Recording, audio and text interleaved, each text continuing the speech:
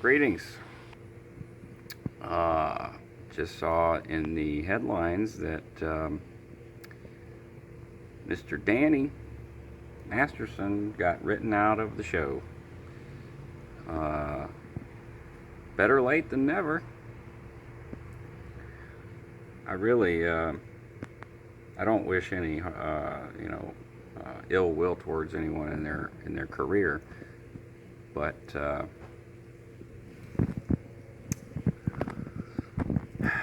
given that I kind of know the way things work at Celebrity Center and with celebrities in general, and how accommodating the Sea Org can be. I'm sorry for the shaky video here. I'm holding the phone. Ta-da. They're very accommodating. In other words, if you're a celebrity, you want a girlfriend, you're single, you're out 2D, because being in a relationship with a WOG is out 2D. They'll go and find you somebody. And there were plenty of young, new Scientologists, both males and females, that,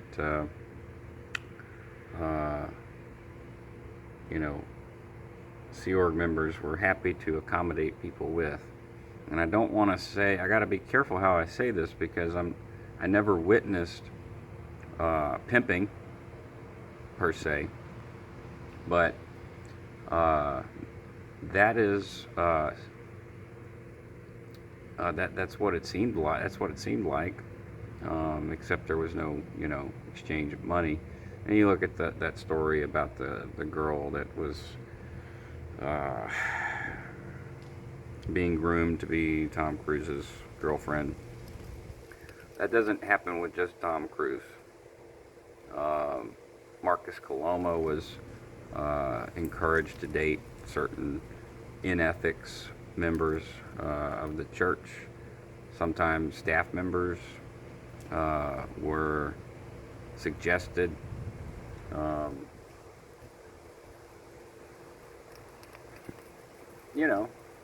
The meetings, like the executive meetings on Thursdays, if there was a PC who was paying up good money and up to date on their auditing and all this stuff, it would be a bullet point, Jason so-and-so is looking for a 2D, or this particle is looking for a 2D. Let's make sure that it's that this 2D is not going to get them into ethics trouble. So they got to be a Scientologist in good standing. And so, I at Melrose, I remember one celebrity that was that this happened with. That was Marcus Coloma. There was a set of twins on staff, and or not staff. Sorry, they were not on staff. They were in the course room. They were pre-clears, public Scientologists, and there was a little hookup, like what do you call it, matchmaking. So and at the time, MySpace was around, and you could register as a Scientologist on MySpace. So that was one way to find someone eligible in ethics, active 2D. So back to Danny Masterson.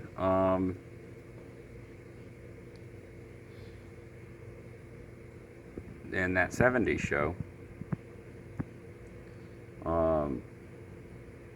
when my brother and I were on staff there was, every year they had the Christmas special. Kirstie Alley would perform, Ashton Kutcher would perform, Danny Masterson would perform. He has a brother who not a lot of people know, and I can't remember his first name.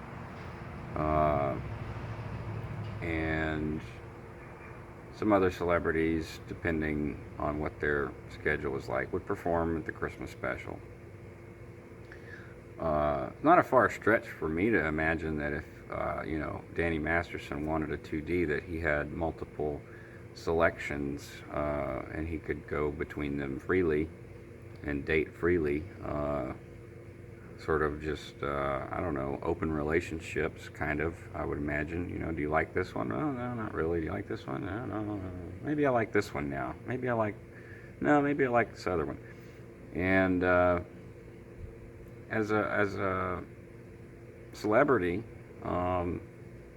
you get the Kakan status immediately if you're paying, so you have no ethics trouble with these kinds of things. But if you were a staff member or a public who was not a celebrity, 2Ds are usually out of the question.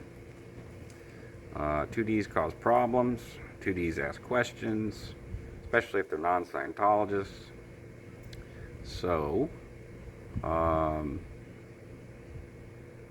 this whole situation with Danny doesn't surprise me at all, especially considering that in 2002, 2003, I think around Christmas time, I had sold a bunch of books and a bunch of lectures to him indirectly through CC. Now I wonder why that is. I wonder why John Rigg called me for that cycle, because John Rigg could use every bit of the stats. This was a $15,000 cycle, and that's good GI no matter where you're at. So why did he give it to me?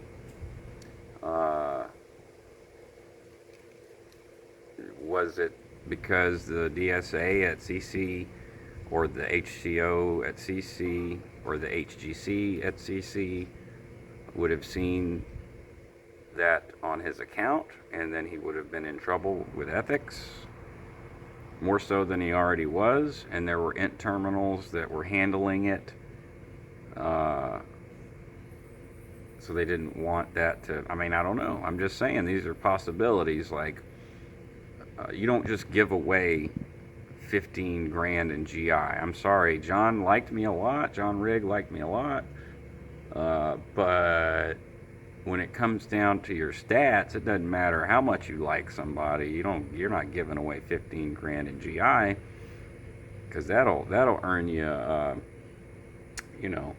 a trip to Chick-fil-A or something.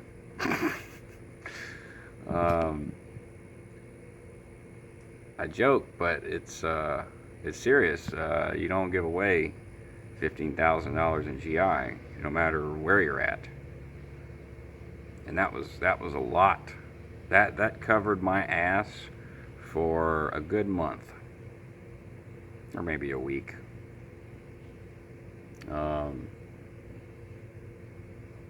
So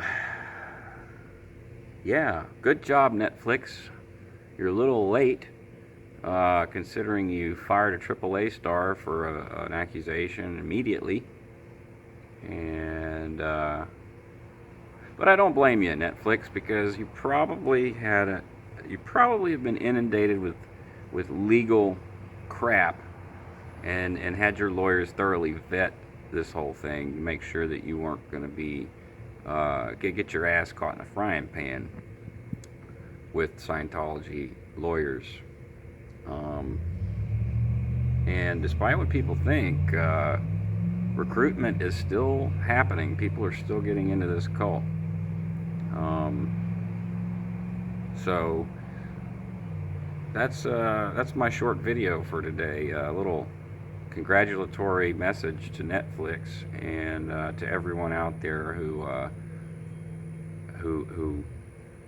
saw this as a very hypocritical standard, like an unfair standard that Netflix had with regard to Danny Masterson, holding him to a different standard, probably out of fear of litigation, and probably out of intimidation and other things that and not just intimidation, but probably the church will try to bribe people and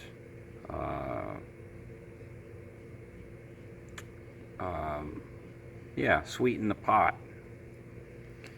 Sweeten the pot, because every celebrity is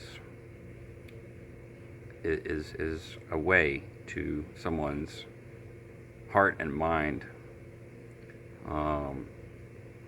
because of their success, because of their celebrity status. It's a poker chip, you know. All the missions that I worked at had pictures of Kirstie Alley and John Travolta all over the place. And these were old posters from the 80s, but still, there were success stories, testimonials of them, and it has an effect on people, especially those people who aren't that religious, and the success stories are pretty innocuous, and as far as religion goes, like they're, hey, this helped me get off drugs, or this helped me be a better actor. So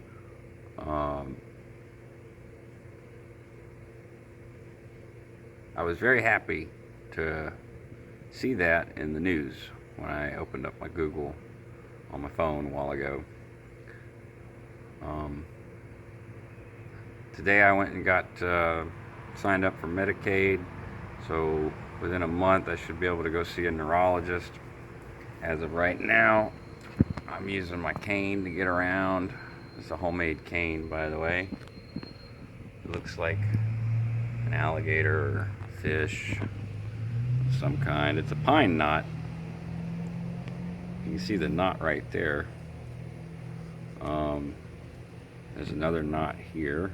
So it's a good knotted up piece of wood. And I painted it and put a little rubber stopper at the end. I like my cane. I get a lot of compliments on it.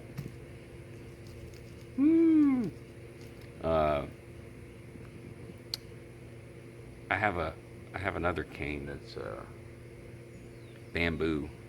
I don't like it. It's too high. This is just the right height. So hopefully next month I'll be able to figure out, or the doctors will be able to figure out what's going on neurologically. I woke up in a lot of pain this morning. Sucks. But every day I'm thankful to be alive. So, because I can do stuff you can do stuff when you're alive. You can't do stuff when you're dead. So, thankful for that.